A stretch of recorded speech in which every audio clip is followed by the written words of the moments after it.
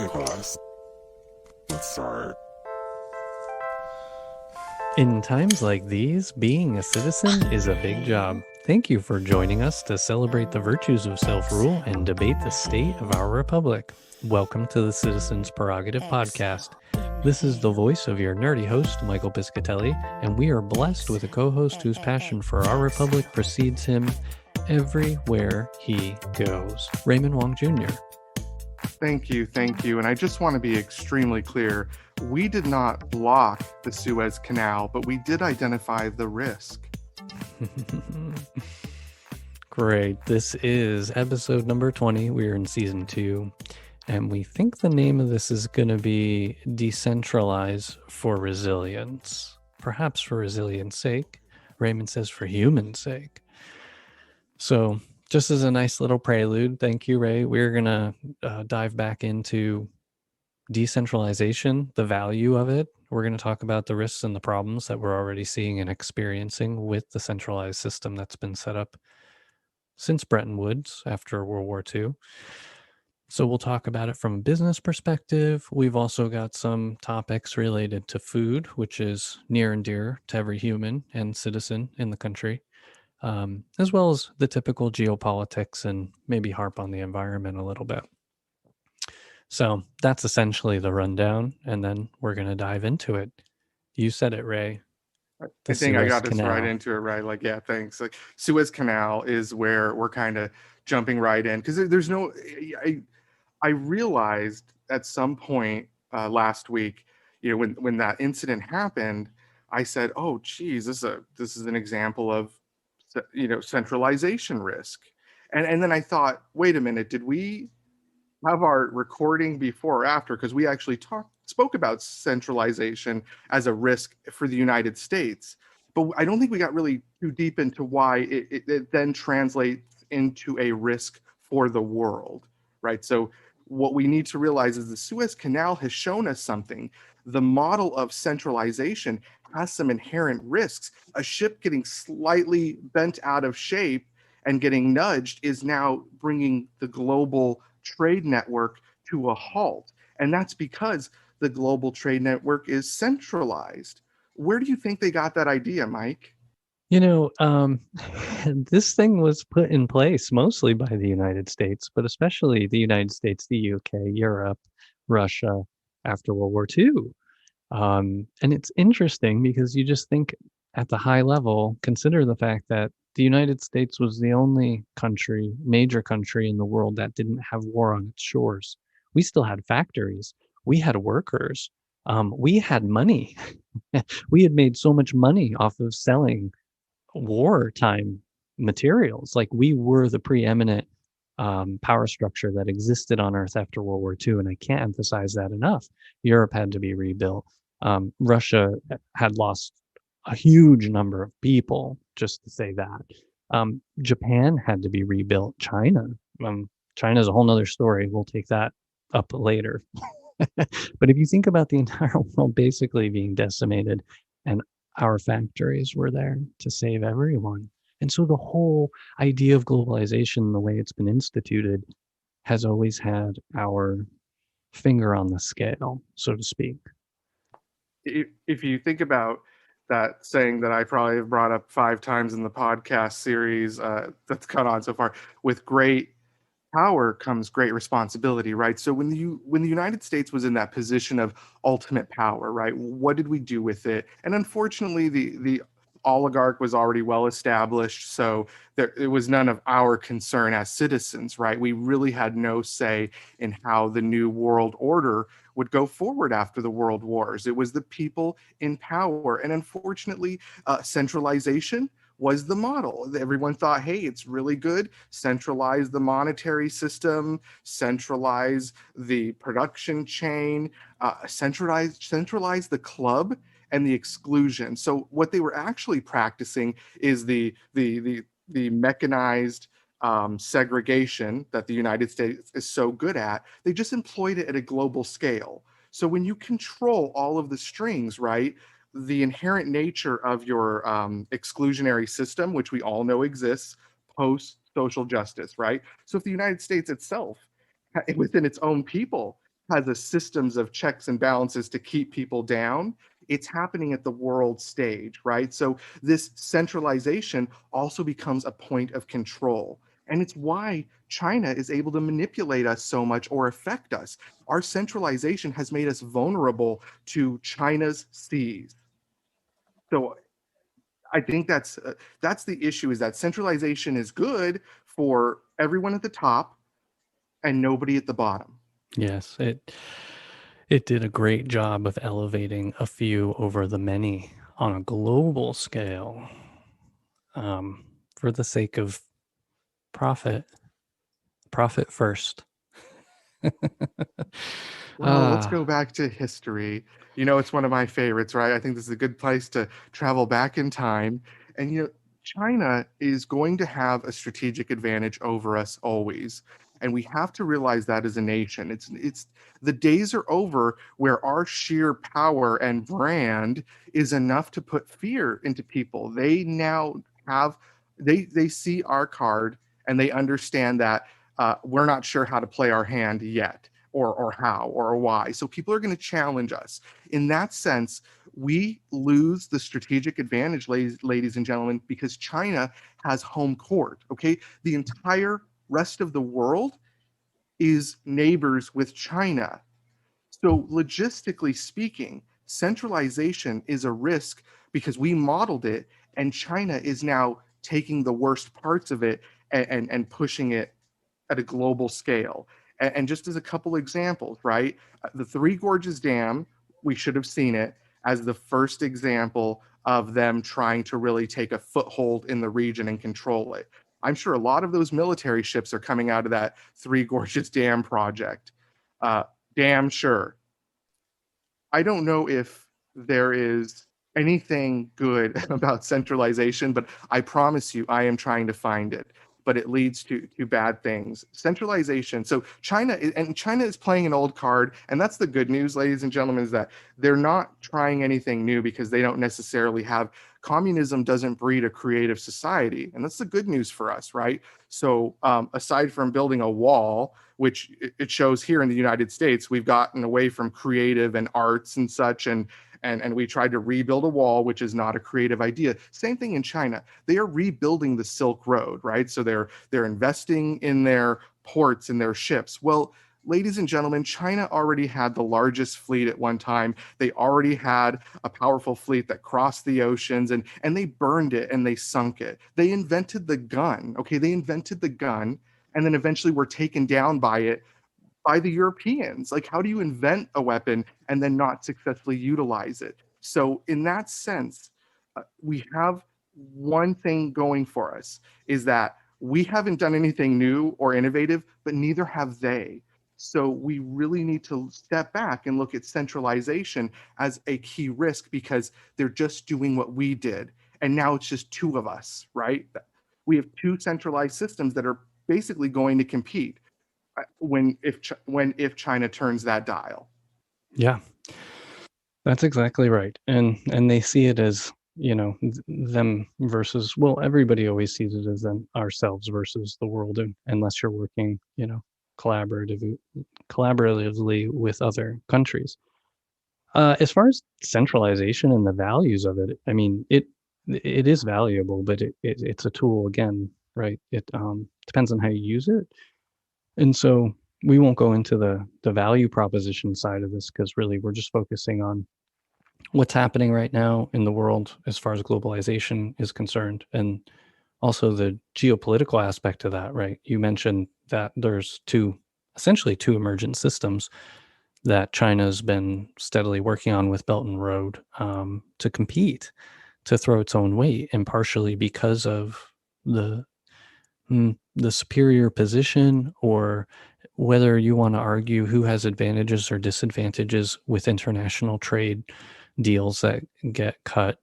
I'm sure none of them are particularly fair, and there's always a reason for somebody to feel slighted by them. But China has felt like it's always been them versus the world ever since the revolution. And so it's no surprise that they see Western powers lie, cheat, steal, and that they emulate Western powers lie, cheat, and steal? Why are we going to take the high road when the high road isn't being traveled by anybody, just for the sake of it? And that was actually something we were supposed to do. Our ideals, idealistically, right? We, even if in the moment we can't act out in the way that makes the most sense from a principle perspective, that we're setting the stage so that we all are moving more towards a principled perspective into the future, that you're starting to establish and move towards rules that are fairer. And I think all of that modeling is broken down for the sake of self-interest and for profit, and without any vision, without any long-term goal other than enriching certain groups. And that's why global economics is failing for that and many reasons, but it's also the major backlash around the world, this fascist uprising, whatever you call it, whatever ism you want to use to describe it. The point is, the prevailing global structure hasn't been great for the many. And so the many are looking around like, well, WTF, people have their own planes and some of us still can't eat. What is fair about that? The system is not fair. It's not treating people fairly, and everyone has a gripe, a righteous gripe, I think. Maybe we should corner WTF, like the World Trade Federation, but and what it really means is WTF, and we kind of like, let's just corner that, right? We'll go ahead and make a shirt for everyone, and then so World Trade Federation, which is WTF, which is just saying what is going on here. And Mike, I just kind of jump in because I don't want to forget. Okay, let's please, like so many news organizations and other organizations forget, can we speak about the people that are really the victims here? Not just us, who are the modern day slaves, like we've said in other podcasts. All of the general population of the world right now is the new modern day slave to the system that they've created for us. But the all of this that's going on right now, the people that are impacted is Africa, okay? The motherland of all of us. Mhm. Africa. And China's mission is to get into Africa. And do not fall for this idea that China's investing and there's all this going on. There's been tons of investment in Africa. It's mining equipment and it's equipment to pool and shipping yards. And what have they seen in that continent, right? So please, we are saying that centralization benefits everybody at the top, and at the bottom, I'm not even talking about us. I'm not even talking about the industrialized countries. I mean Africa. We're taking from them, we took their people as slaves. We're taking their precious metals in the modern era, and we're leaving them with nothing. So centralization is a criminal and it hurts us. Especially when we use it as a tool in such a way. I mean, centralization for efficiency's sake maybe works well within an individual business, but maybe not a whole system of businesses. The system needs to take a different opposing model to create some kind of balance. And we haven't seen that. So, as far as solutions go, we're harping on the centralized system that we have now, because it's really brittle. It's big. It's painful for many, and it's really only benefiting the few. And its design was probably poisoned at the start, and never really had a chance of fulfilling anything greater than lining certain groups' pockets. So, with that in mind, what's the opposite? What is the balance? It's What is it? small, What is it's it? local. Is it local? What do you mean local? Like you mean like small? When you mean small, you mean like smaller buildings, right? You mean like people just need to build smaller buildings, and that then the big companies just have smaller buildings and we'll be good. No, small companies, small businesses, for the many. I mean, what's better than one CEO, 12, 40, maybe 100 CEOs, 1,000 in place of the one? These big things, the bigger they are, the harder they fall. And so we really need to look at reversing all of the consolidation that's been happening, not just during the pandemic, but since trickle down economics failed theory has come to bear.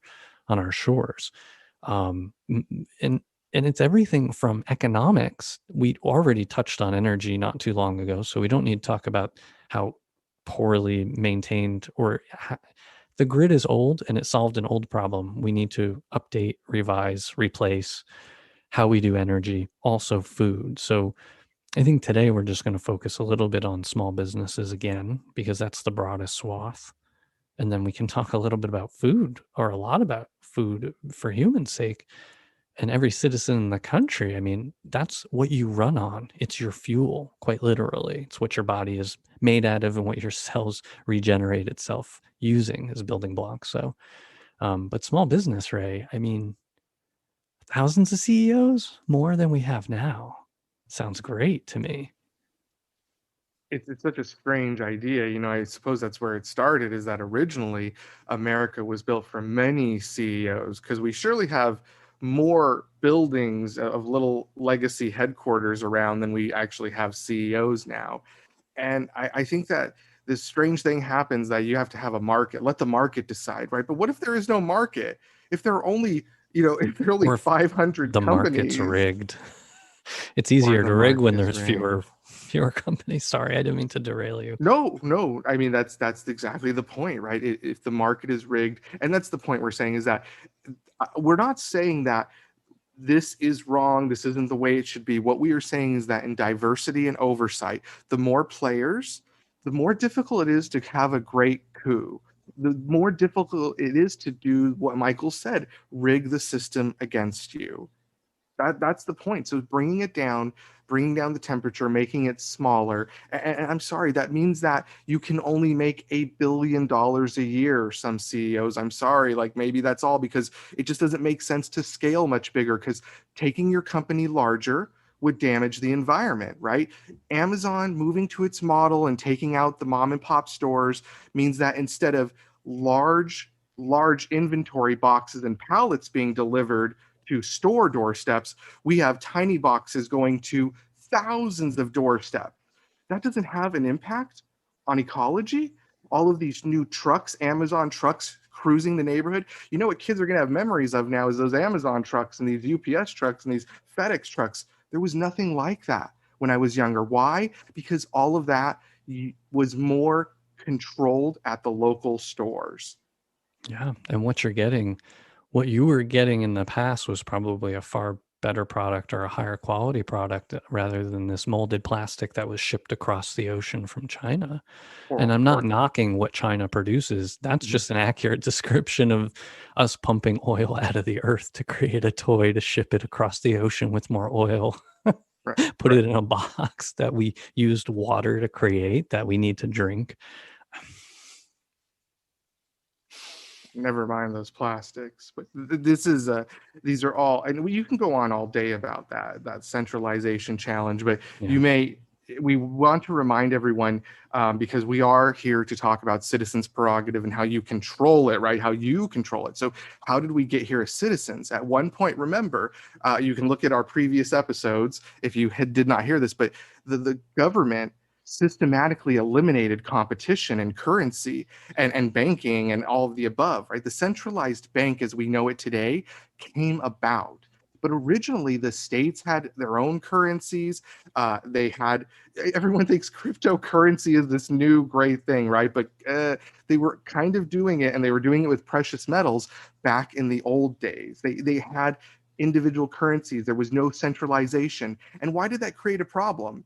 Was it a problem for power? Was there genuinely a need to centralize? I wasn't there. But can we look back and say, why did we overlay this system, and can we remove it now that we have technology to help us handle the craziness of You're decentralization? you're proposing a proliferation. Wow, I couldn't say that word. Of currencies.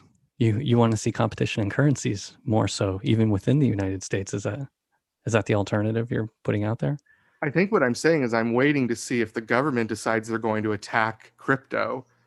I'm more wait and see. I'm saying Well, that this, right now they're treating it like an asset, so it'll be right. interesting to see what happens. But um, I'm not a proponent of what I'm saying. What I guess what I am saying is that there's no actual system, right? So the obsession with our current system is misplaced. Oh, And well, yeah. yeah, but back to the motivation, which is, I think, the springboard we jumped off of. And I think it's convenience. I think we got here because of convenience more than a competition, the currency issue in the past. But currency is something we'll need to look at, because there is emerging things to be considered in that space for sure. But ultimately, it was divorcing us from the supply chain through marketing, right? Don't worry about where your food comes from. Don't worry about where this box comes from. And it's all about convenience. It's just, why should you have to spend all day preparing a good meal when you can now spend half the time, because we've done half the prep? And, whatever started in the 50s, that's just continued forward with consumerism and just in time, and I need it now or yesterday, and this immediate gratification. The justification of this whole system and motivation comes from that. We were lulled into this, and we're told it's okay. Don't worry about shopping with your dollars for the sake of the environment. We'll take that concern or worry off your shoulders. What matters to you is you get your things when you want them, when you need them, etc. Would you agree? What I'd say is, have you ever noticed how light money is when it comes to adoption, right? What's better? If you want to carry around a heavy sack of silver or gold, what's better than a light note that you can carry around in your purse and say, oh, this is worth a full silver? So, they systematically manipulated us away from precious metals so they could control the situation, right? So they could have all the gold locked in the vaults of the nation, and then they could give us paper, and it was convenience. I'm glad you said that, Mike, because again, there was no Well, good I wasn't reason. talking about currency. I was talking about why Amazon's so big, But that's how bringing it back to but us, that's right? the first example. Oh, Like, look how easy they made it. They turned this heavy, because originally it was weighted against silver. well, and And then they right, the came out with value of credit the cards. dollar was against, oh So my you didn't gosh, even that's have to even have lighter than bills money. anymore. What's about it? You could carry thousands of dollars and they're very light. Oh my gosh. We've been trained Yeah, so and you can't long. do anything with that piece of plastic. It's it's the actual electronic Yeah. piece of that actually anything happens, right? So if power goes out, You used to be able to open a door, but then they invented the door jar or the ledge, right? you know, yeah, it's interesting. I mean, they'll take the information and charge you later, but ultimately, it is a way of centralizing transactions for sure, and it gives central oversight a bigger view, because they don't have a view of any cash transactions outside of a register. Yes. Yes. And everything electronic goes through the Fed. It's important to always remember that's not some secret.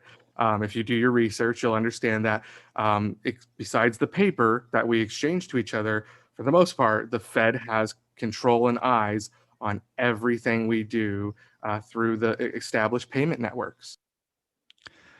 And on that note, how about a word from our sponsor, Citizen Do Good?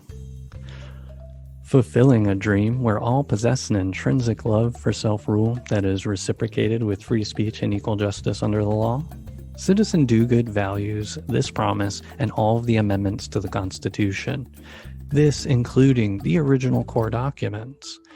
Taken together, they form a framework and an operating manual for the Republic, and it provides us with the means to change with our times.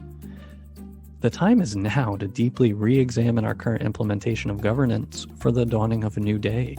We are a proud sponsor of the Citizens Prerogative Podcast, a major partner in spreading the good word about civic love and the power for change for us all. Help us to stay on mission and grow this community by rating the podcast with 5 stars on iTunes, through the app on the web, or on your device. If you don't feel like you can give us 5 stars, let us know why on our sponsor's Facebook page, Citizen Do Good. Like and follow it to help out even further.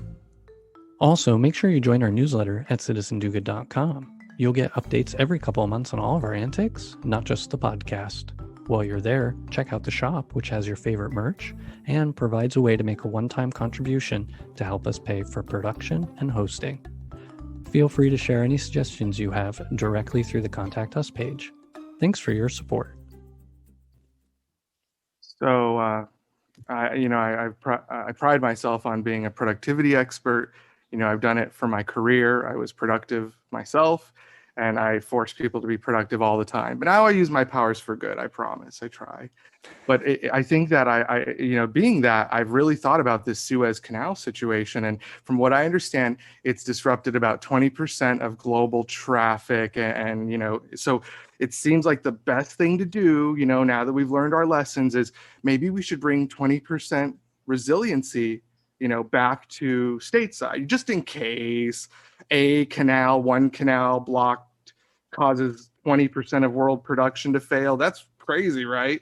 Or there's a coronavirus, and it's best not to be doing a bunch of international trade. And so 20%, let's just start there. I know, let's not get crazy. I know jobs in America, but 20%, let's bring the resiliency back. I think that's a good goal. What do you think, Mike? Sounds like a solution.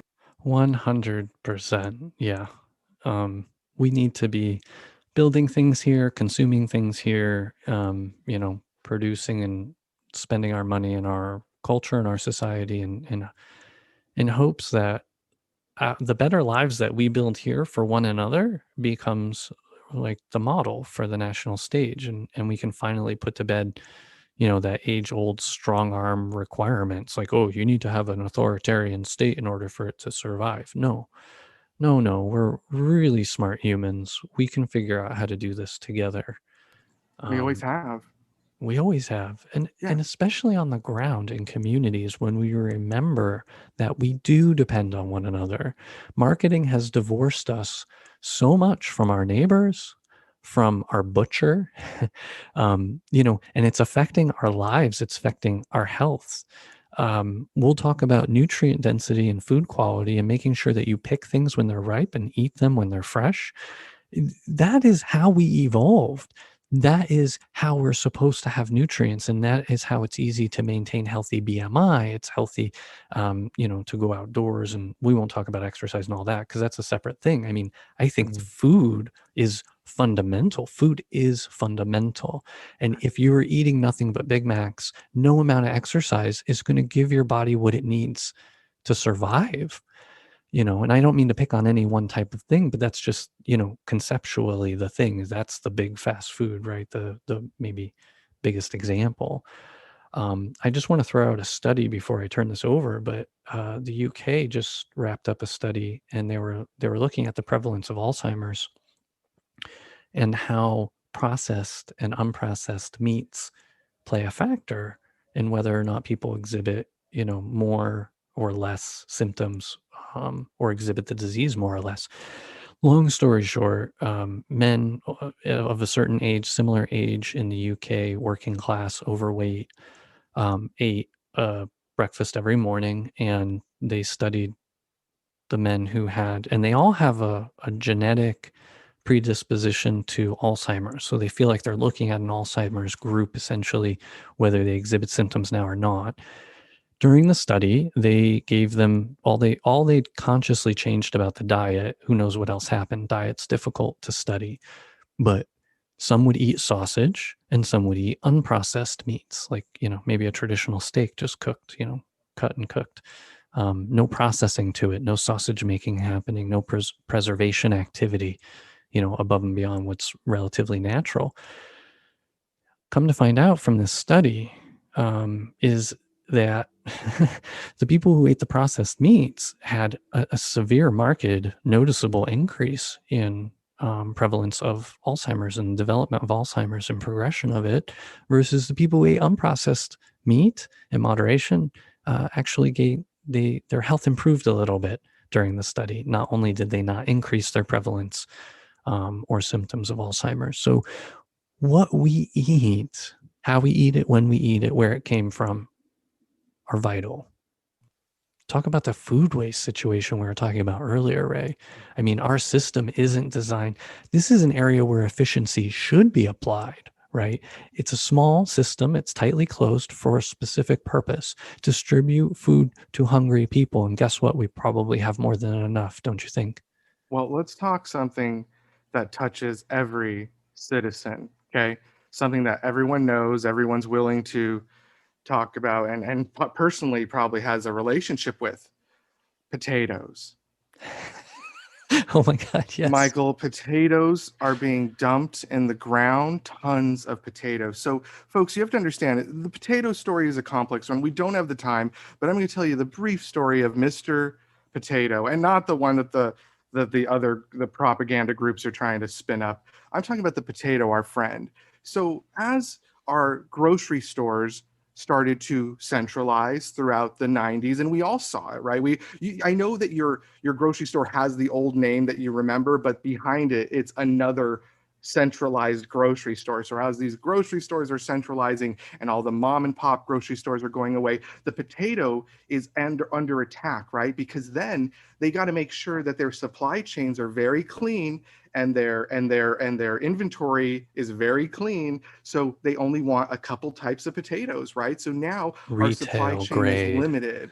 Retail grade potatoes, and there are three potatoes which apparently it's the only one Americans ever wanted in their lives, but that's the ones that the markets have chosen to feed us, right? So they're in the restaurants, they're everywhere. So what happens? Pandemic hits. The centralized system is now damaged because nobody's consuming it, right? So the distribution centers, which we've already spoken about, which would normally be distributing, are now dumping potatoes in the ground. Or I'm sorry, I got that wrong.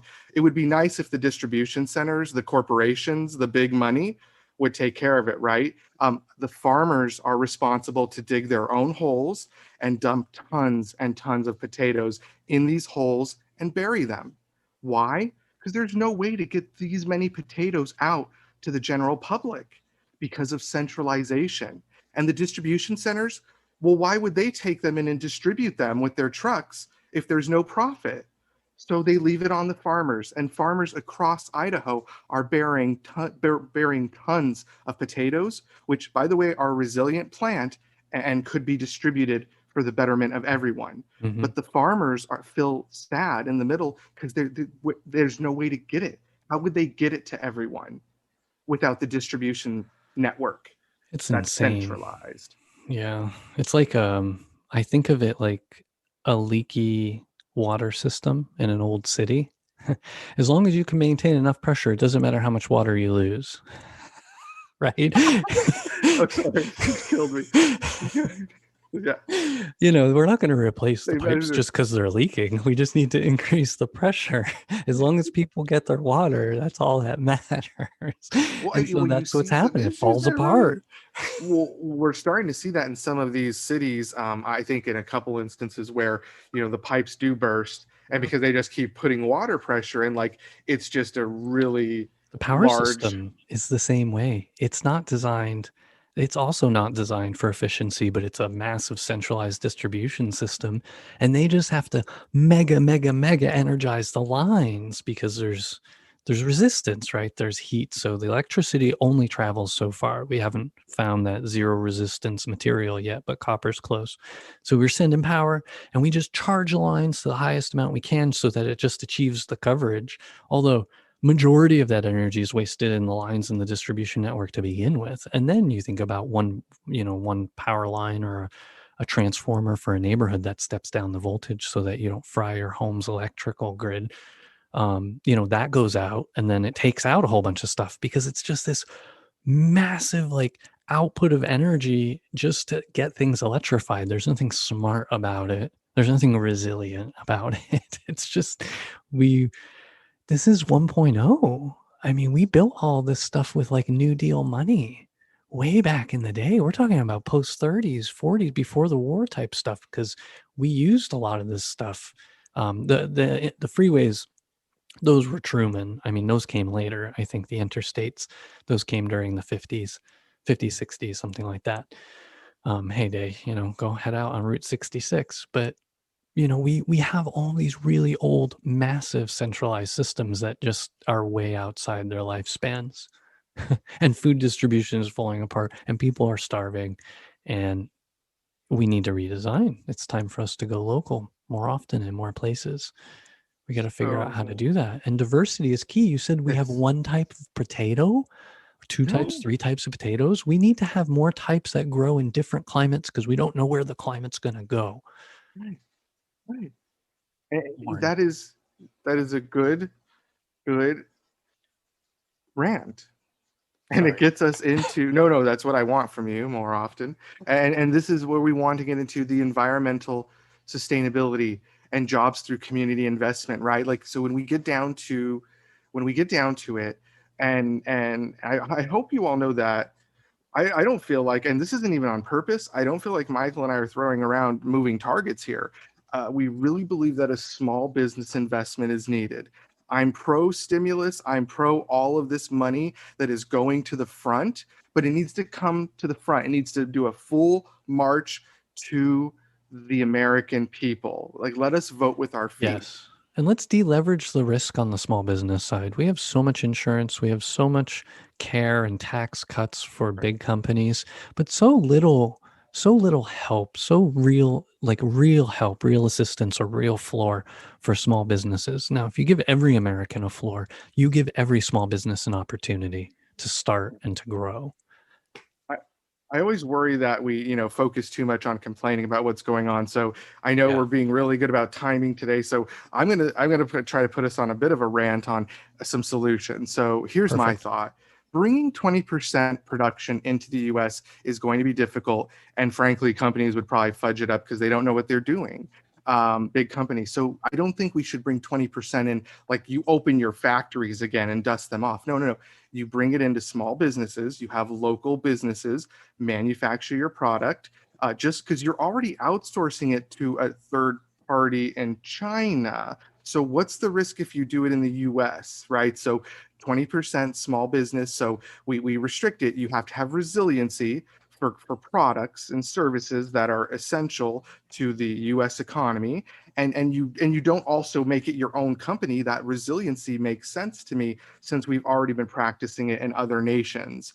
Mm, And why don't we try it here, right? So that's a yeah. small business solution, I think. And if prices go up, because that's always, well, American jobs cost more, prices may go up. We may experience inflation, which we've been hearing about and haven't seen in a long time. So be it. What a better reason to establish that floor, give everybody that basic income so that we can help adjust on the bottom end of the scale for the price increases that are going to most affect everybody, anybody who needs to eat. I think everybody should have some base and tax returns, stimulus, whatever you want to call it. We've already demonstrated it. We've already been doing it. And a lot of local places are starting to test out their own universal basic income pilots for different groups.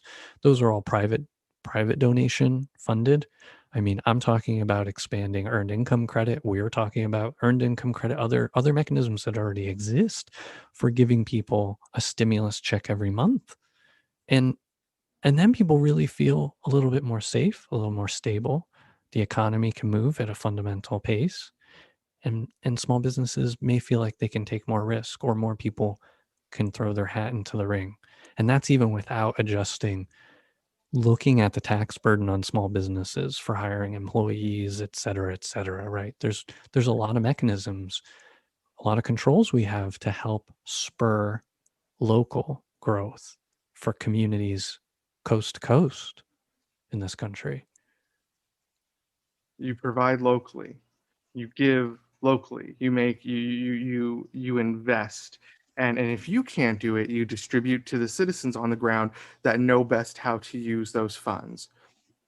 And I think that's really the focus of this small business ideal. And it's not going to fix everything. We don't think that centralization is bad, but if there's no market to compete with centralization, if you've Mm, systematically turned the lever on small business, then we need a little help to turn the lever back, right? To say, okay, so let's pull it back, and let's say, and we're not saying dismantle. Like again, we are not a pro distribution of wealth. We are not pro anarchy. There is a very organized system here that works of laws that we all abide by. Most citizens that get it abide by our set of laws. And all I'm saying is that the laws need to change to say it is inappropriate for us to subsidize major corporations when there are small businesses closing in the same town, right?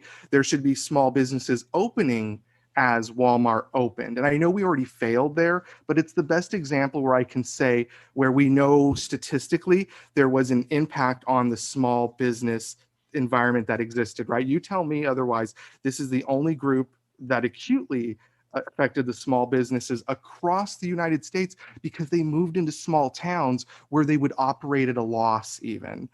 So this corporation specifically, we should have made sure that stores were opening on Main Street while Walmarts were opening.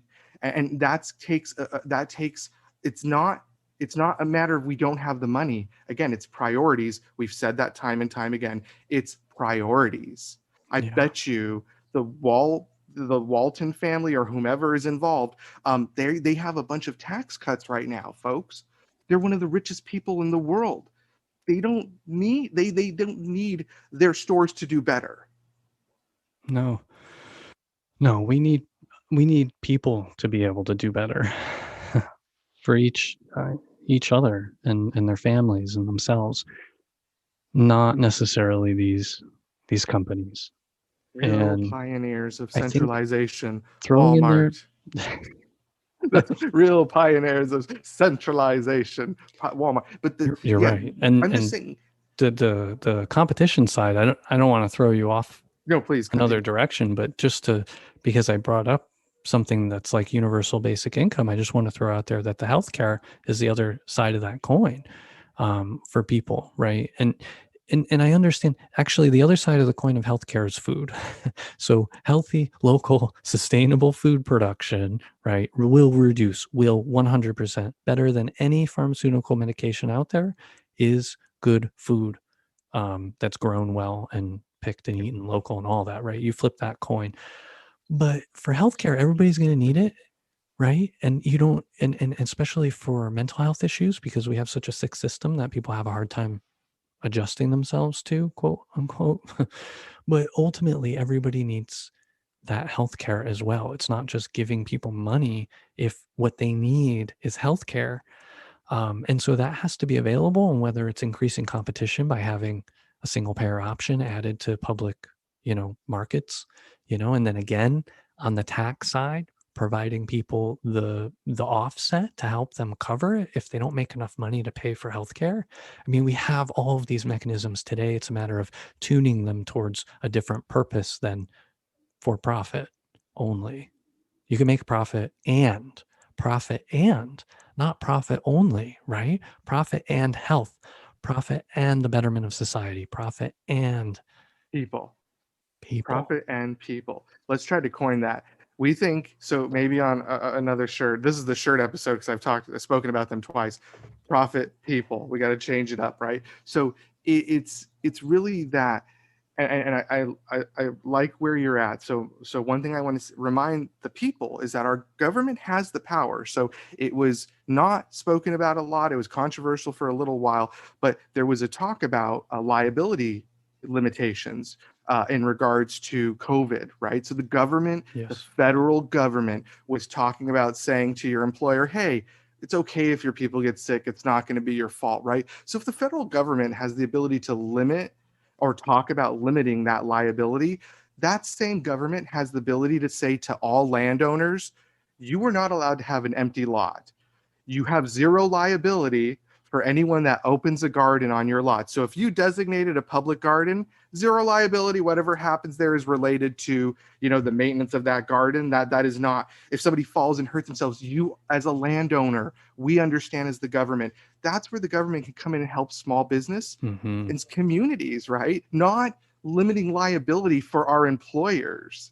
Yeah, or where an insurance company will come in and say, no, no, no, you can't eliminate that liability because we have to sell a policy to cover that liability. What do you think the lobbyists are doing? So most people hear lobbyists, and that's that same issue, the butcher analogy we talk about. You've removed it, so all you understand is lobbyists. Oh, lobbyists, but you don't really understand. Perhaps I'm sorry, I shouldn't talk like that. You may not care to know It's the hard to deeper know details. Yeah, like how well, who what wants they're to? actually doing on the ground. What is that? How does it Yeah, affect you? Well, a new insurance policy can either exist or not exist based on the success or failure of lobbying, right? A product that a company wants to sell. I mean, this is huge. What's more fundamental to the economy than a product to sell? Not all products are made equal. Perfect. Thank you for summing it up, because I didn't know where I was going with that. Oh, this has been so much fun, Ray. And I think we're at a stopping point. How do you Yeah, feel? yeah, you know what? And we're doing timing now, so we're trying to be better about wrapping this up. So let us know, like, we're looking for that feedback. We're looking for your ratings, honestly. And we're not just asking for mid-roll. That's how serious it is. But the structure of this, are you enjoying it? Don't just enjoy it, rate us, so you can help us get the word out. And in the end, just thank you for listening. Awesome. Thank you, Ray. We have been your hosts. Thank you again to Mr. Raymond Wong Jr. And thank you, Mr. Piscatelli. I truly feel like we have been trying to stop the blockage which is hampering small business. It's been something, that's for sure. For more information on this and other episodes, head over to citizendogood.com and click on podcast. While you're there, hit up our Contact Us page and leave a comment. We'd love to hear from the community. Special thanks to you, our listeners. We save the best for last. You are the best, and you have been for years. Thank you for your support. We know it's painful, and we love you. Intro music sampled from OK Class by Ozzy Jock under Creative Commons license through freemusicarchive.org. Other music provided royalty-free through Fizzlian Studios Inc.